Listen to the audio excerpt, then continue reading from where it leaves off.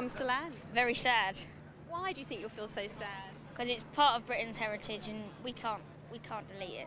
What about you, Melanie? Well, I've told my boss I'm coming to the funeral of a dear friend today. He understands what I'm really meaning, but, this is something we should be proud of, and it's a shame. Have a lovely afternoon. Thank you both very much for talking to us. The excitement's been building here this afternoon. Of course, they've got less than 15 minutes now to wait.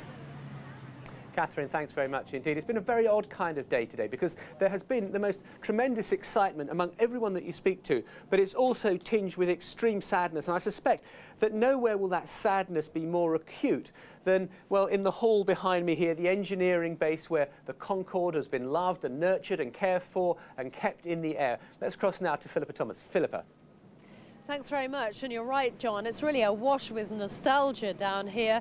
Everybody thinking that Concorde was dreamt up in the era of Harold Wilson and the Beatles. We talked about the white heat of technology, putting man on the moon and flying at the very edge of space in this beautiful machine. Let's think about the future now. I'm joined by our transport correspondent. And Simon, is this it? Is it all really over now? It's all over for Concorde as far as carrying passengers is concerned. I really don't think there's any chance now of any further passengers ever getting on Concorde again. The big question, though, is this really the end for Concorde flying at all? After this afternoon, they've got 7 Concordes that British Airways have got to get rid of. It's thought that they're all going to go to museums, but there is still an open question, and British Airways will only answer this next week, as to whether one, in fact, might well be kept for special occasions, Queen's birthdays and other such celebrations, and that perhaps we might still see a Concorde, albeit without passengers, but potentially still flying. Simon, stay with us, and of course we'll be here when everyone comes off onto the red carpet after that last flight in from New York. Philippa, thank you. So what exactly is it like to travel at Mach 2? We set Dermot Murnaghan the arduous task, and believe me, it was really tough to find volunteers, of finding out what makes flying on Concorde such a unique experience. He found it started long before you board the plane. I'd like to check in for New York, please.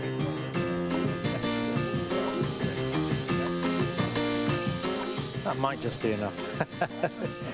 So I've got my champagne and nibbles, but of course it wouldn't be a Concorde flight without a celeb or two.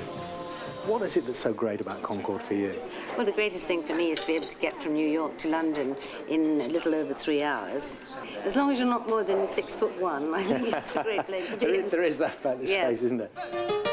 Well, enough rubbing shoulders with the stars. Time now to get on board. This is the EasyJet flight to Barcelona, is it? Smiles all round for the passengers, and even hardened Concorde veterans still fall under its spell. Yeah. The ability to fly on the edge of space, where the sky gets darker, where you can see the curvature of the Earth, travel faster than a rifle bullet, 23 miles a minute. This time of the year, take off from London in the dark and travel west so fast that you see the sun rising in the west. Now, the thing is, as they often tell you about Concorde, it actually is very cramped on board. Take away the leather seats, the fine wines and the great food, and you could be on a charter flight, I suppose. So forget the frills and the glamour. The real reason why people are here is to say, I was there when we hit twice the speed of sound. Here we go, Mach 2, 1,300 miles an hour, 50,000 feet above the Earth, and you don't feel a thing. To be honest, it was bumpier as we taxied out along the runway. It's just the thrill, isn't it? You know, the speed it goes, it's absolutely terrific. And so smooth. We leave at 6:30 and we're home at 5:30. It's fantastic. I'm at the house at 6:30 already. Souvenir hunters are stripping these final flights of just about everything that isn't nailed down. And items in the Concorde catalogue are selling like hotcakes. But that's not all. The brochure has turned up on an internet auction site, and they're asking £65 for that. How weird is that? What are they taking with them? Anything from the safety cards, anything that says Concorde, your drip mats, your little swizzle stick for your drink that says Concorde on it. I believe one of these signs was taken, but how they got it, I do not know. And here we are, New York, all too soon. 3.5 hours of life in the jet set, that's it. I'll never fly Concorde again. Well, no one will ever fly Concorde again. It's back to Earth with a bump.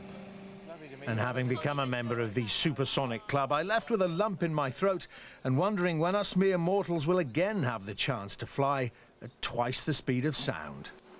It's hard to believe it's not going to fly again, isn't it? Very sad. See ya. Dermot Murnaghan there with the Concorde experience. Well, I think this is going to be my only souvenir of the Concorde trip. Media only, my media pass for getting into Heathrow Airport today. Let's find out how the Concordes are doing on their path into Heathrow Airport. We can go back to Fergus. And Fergus, that extraordinary sort of access you're getting to the flight decks.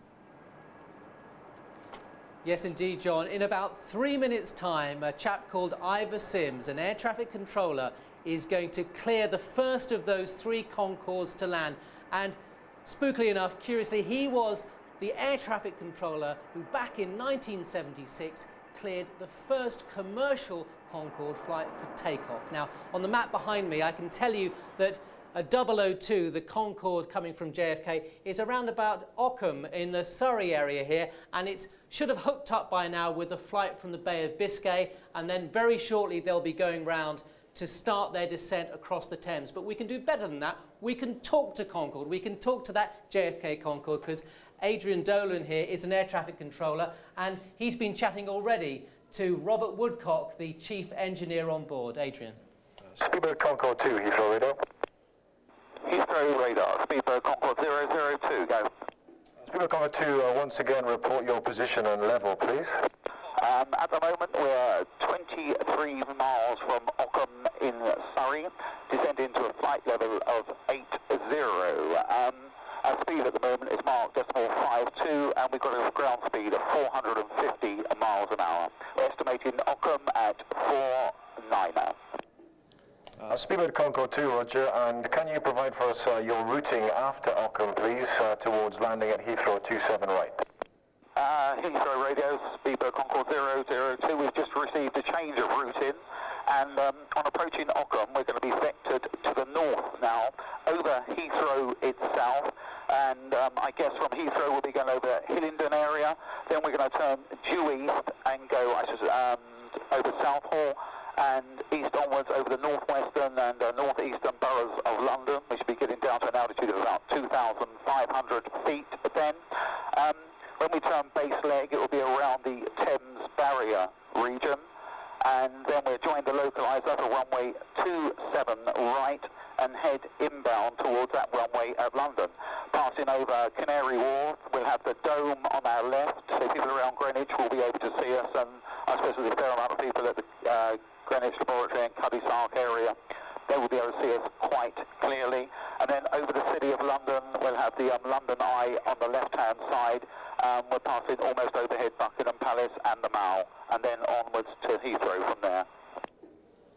Speedbird Concorde 2, Roger, while we have this opportunity, can I wish you on behalf of all air traffic control all the best for your approach. It's been a pleasure to serve you over the last 30 years. When we come into work tomorrow, our jobs will have changed forever. I should imagine they would, and that's very kind of you to say that, and may we, on behalf of all the crew here, may I, thank you all for the magnificent service you've given us over the 27 years of Concorde operations into Heathrow. It's much appreciated, and we always like coming back to London here in the professional English voice. Speedbird 2, Roger. As an amendment to that, I can just give you the final times for the Concorde arrivals at Heathrow, and the first Concorde will land at 0503, that's 1503. Second Concorde's going to land at 1505 and a half, and us, finally, the Concorde 002 will land at 1508. Roger. Adrian, thanks very much indeed. So there you have it, the Concordes. The first one is the Edinburgh one's going to land at 3 minutes past the hour, then the one that did the Bay of Biscay loop at about 5 minutes past, and then that final flight from New York at 8 minutes past. And there's a great deal of sadness here today. I remember the one flight very well that I took on Concorde, and it will never again roar over my house. And it is really something, John, that you tell your grandchildren about, and I will always treasure that memory.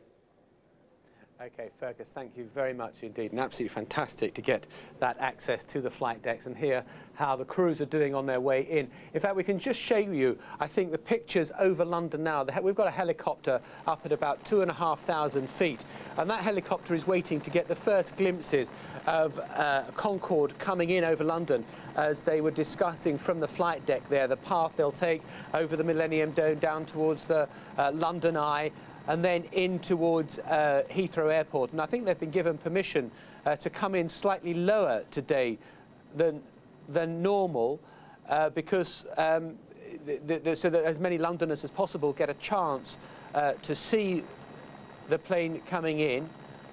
Let's just see if what we can...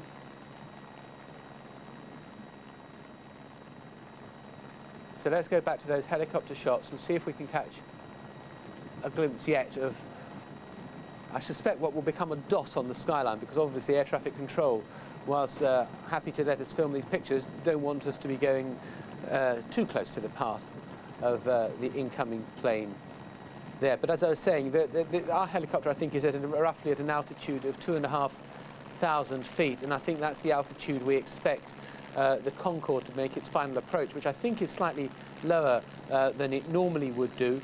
But as this is such a special day, I think it was agreed that the plane could come in slightly lower on its final approach into London. And you can see it's there we are. And there you can see it just in the centre of your screen.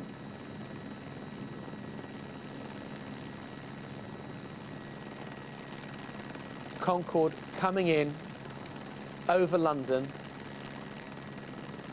I think we're at sort of, this is the east end of London that the helicopter is, sort of on the Essex-Kent border, coming in now back towards the centre of the Thames, following the path of the River Thames. And it's a fantastic when you fly in over the centre of London, and you can see, you can pick out all the landmarks so clearly. First, I think we've lost Concorde behind some cloud cover. I think we'll stay with these pictures for a little longer just to see if she re-emerges from the clouds. But we have been blessed with a fine day, and that was the first. And we'll be coming back to those live shots, and there you can see London spread out before you. Now, in a few moments' time, I'll be introducing a couple of our studio guests this afternoon. First, let me take you back to March 1969 and Concorde's first ever test flight. Rotate any second, nose wheel well up, smooth rotation continuing, nose come up to 20 degrees, she's airborne in 26 seconds.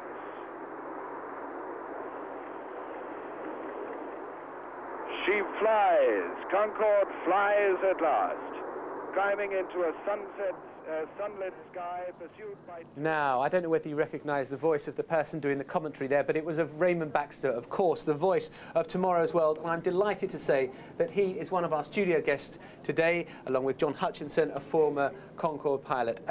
Raymond Baxter, first of all, coming to you. Was it a fantastic moment when you heard the thunderous roar of those engines and you saw it take off? Oh yes, unforgettable experience. I've been a passionate advocate for Concorde ever since the project was first launched, and here was the realization of a dream. Any maiden flight is exciting, but the maiden flight in France and then at Filton, one was acutely aware of the historic significance of what we were watching in the conclusion of the long period of development flying before the first passenger was carried. Here was the dawn of a new era, and today, sadly, we are marking the end of that era. And I had to say there's more fuss today than there was on the first day of flight. And John Hutchinson, if we look at it, you can see there Concorde making its progress towards London. So roughly what altitude would you say they're at there? Well, it's difficult to say from those pictures, but I suspect you're right. I think they probably are getting clearance to fly in at a rather lower altitude than normal, so probably somewhere around 1,500 feet, I would guess at. And all I know is that that chap's going to be concentrating very hard on making a most immaculate approach and a most immaculate touchdown. We'll get our score charts out. Yeah, how easy will it be for him to put out of his mind the emotion of the moment, the historical significance of the moment, and just be concentrating on, right, am I doing everything that I would always do in the run-up to a landing? I can only compare it with my last flight on Concorde when I retired, and I just felt I did not want to walk away from that aeroplane. That lovely airplane that meant so much to me over 15 years, having done a sort of bit of a shot-down type of arrival. Unfortunately, I did a very smooth landing, and I'm sure that's the way all these three chaps will want to end their Concorde careers. How difficult as a plane is it to land? It's a very easy airplane to land. It's settled, that great delta wing compresses the air between the runway surface and the wing, and it sort of settles into that ground cushion effect. The trick is to actually land very smoothly. Raymond Baxter, we talk about you, and you know, me growing up, I remember you, of course, as the Tomorrow's World presenter. What do you feel? It seems like we're going back to yesterday's world today, yes, by saying that the supersonic age has ended. Well, yes, I share your emotions exactly. I think what we are seeing today is a national wake. It's a cross between a celebration and mourning. And I am mourning in the sense of grief, you know what I mean. My hope, my profound hope, is that Concorde will be seen flying again. And quite frankly, I am not certain why she's being taken out of service.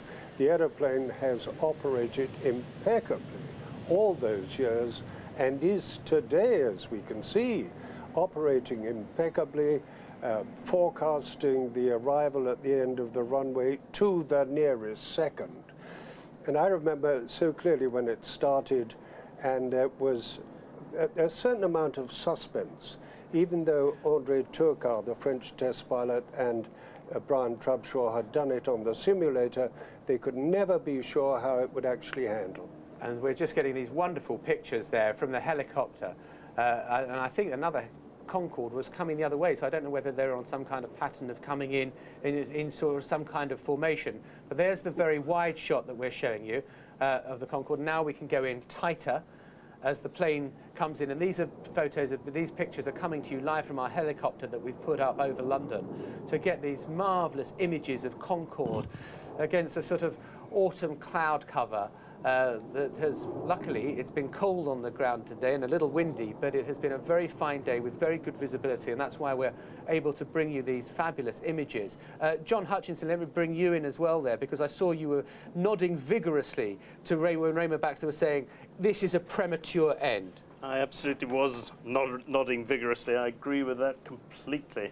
The airplane should not, in my view, be ending its career today. It's got at least 8 or 10 years life left in it, and it just saddens me. I hope maybe a consortium, or Sir Richard Branson, or a consortium involving Sir Richard Branson, maybe we'll get together and enable one to fly on as a heritage airplane. That would be magnificent. Now, the fact that the landing gear is already down, does that suggest that it is very close to landing?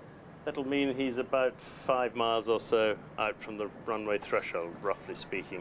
Right. And so then a matter of minutes to go before it's due to touchdown? Yep. Let me just stay with you on the whole question of whether it is viable or non-viable. Isn't the problem that it was technologically spectacular, aesthetically wonderful, but commercially a disaster? Well, people say it was commercially a disaster. I don't think it was. I think British Airways did extremely well with Concorde, bearing in mind that they acquired it from the British taxpayer at a knockdown price, whatever that may be. People have quoted a mythical £1 figure, but you know, on that sort of basis, I believe that British Airways could hardly fail to make money with the airplane. In the years that I was on it, the break-even load factor was around 40%, and we used to get average load factors on the airplane of around 60%. Okay, let's just keep you with these pictures here. And Raymond Baxter, did you actually get to fly? I mean, I know you were in Toulouse for the test flight. Did you fly Concorde? Yes, I did. Thanks to my great friend Brian Trubshaw, the late Brian Trubshaw, and John Cochrane, who was co-pilot. I went on quite a few of the proving flights before passengers came aboard. And we did one of the early proving flights with passengers to Morocco. And everyone who was anyone in aviation was on that flight. But explain to me this, why did no other airline buy Concorde? Why we've seen the British, oh, look at that shot now. We've got Concordes there sort of stacking up. Oh, my goodness, look at that. Oh, gracious. That's the kind of thing we never even saw at Farnborough. Yeah. I flew in Concorde over Farnborough, her one and only appearance there, with John Cochrane, and I'll never forget that. But to see 2 Concordes over Heathrow. I never, ever imagined I would see that. Did you, John? No. It's a spectacular sight, isn't it? Stream landing, almost. Yes, and so wonderful for the thousands of people who've gone to enormous lengths to see this. I know of a very distinguished elderly lady. I don't know whether we can come to the studio camera here, but you can see it now coming into land behind us. Right behind where we're speaking to you from now.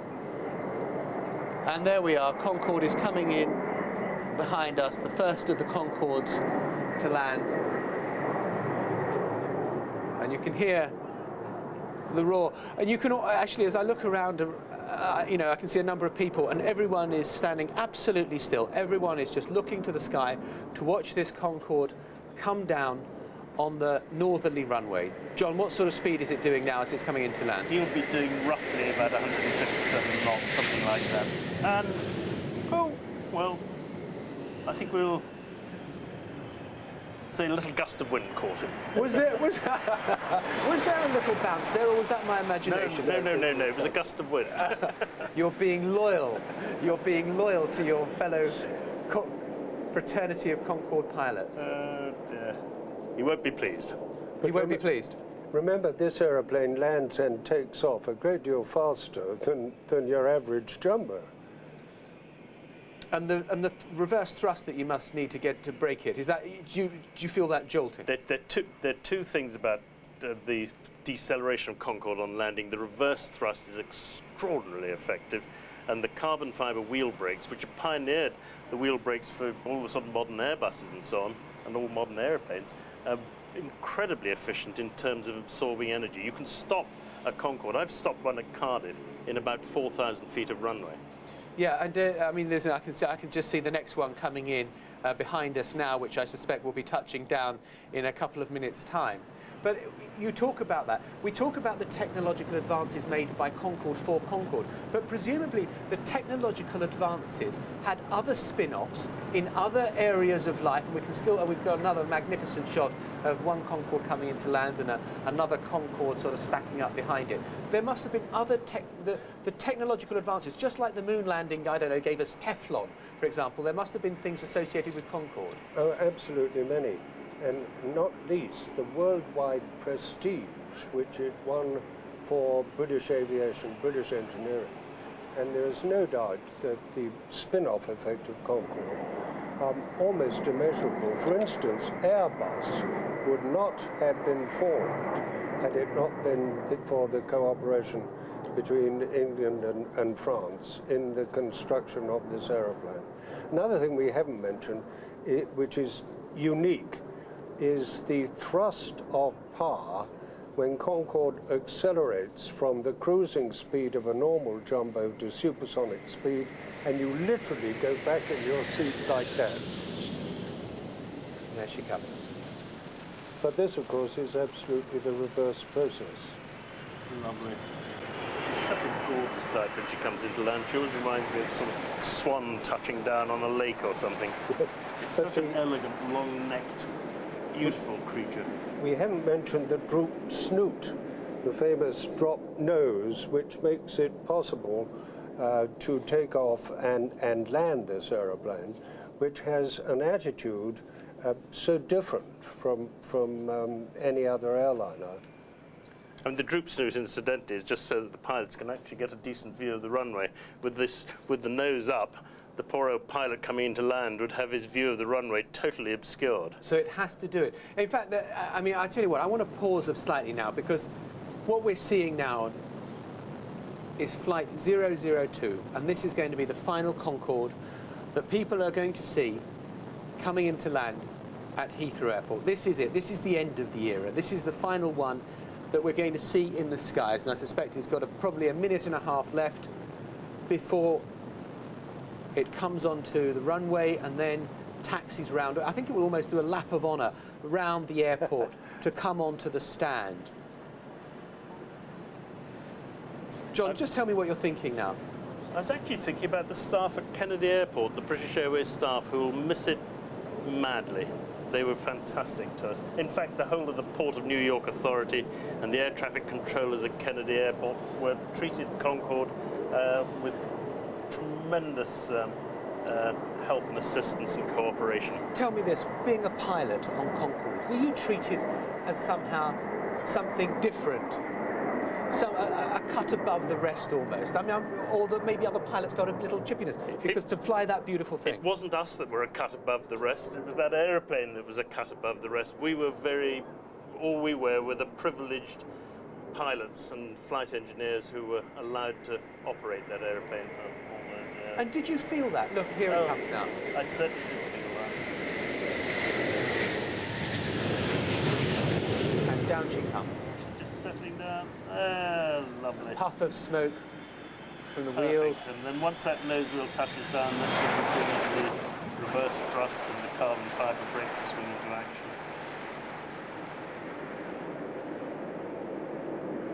Lovely sight. You can hear the reverse thrust coming through the studio. All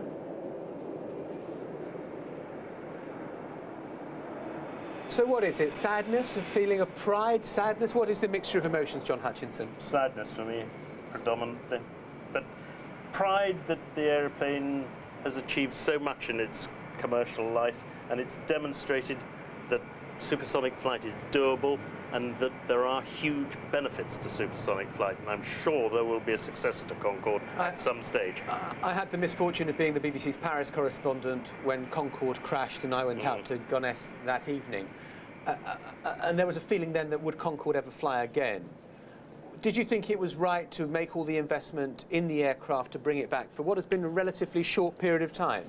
I'll tell you what I do think, very strongly indeed. I don't believe that British Airways should ever have grounded their Concordes. And you can see, I think we can see the Union flag poking out of the window there. Yes. As possibly the most famous nose in the world. And just look at the people behind, the ground crew. They've probably all got other things they're meant to be getting on with. But the whole airport, I suspect, at Heathrow has come to a halt for these three Concordes.